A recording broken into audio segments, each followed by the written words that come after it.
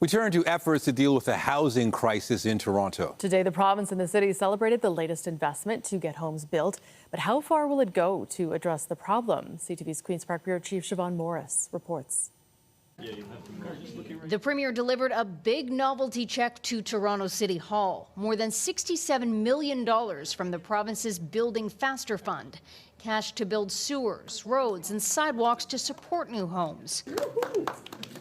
That's the most expensive hug I've ever gotten in my life. Only cities that get at least 80% of the way to their annual building targets get this funding. The minister in charge admits this sort of ceremony will be rarer in 2025. Housing starts are down. We know that. There's a crisis, a major crisis in this country.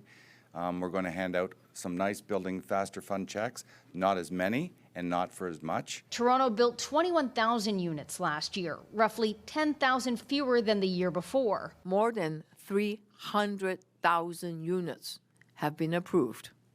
They're just sitting there in the pipeline.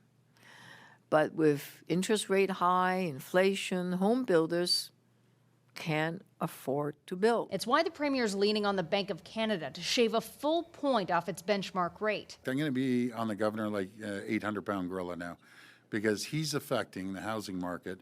And honestly, Donald Trump's affecting the housing market. So let's try to get a deal as quickly as possible. Until interest rates come down and a trade deal is signed, the province is trying to spur things along. We've deferred DCs until occupancy, which is going to create cash flow opportunities for home builders to build homes. To make homes more affordable, Doug Ford is open to eliminating the provincial part of the HST on all home purchases, not just first-timers. I think it would really help out. That's a big chunk of change. But Ontario won't go there without a matching commitment from the Prime Minister. We have to make sure he's in as well as we're in. The government insists it hasn't backed away from its pledge of building 1.5 million new homes by 2031.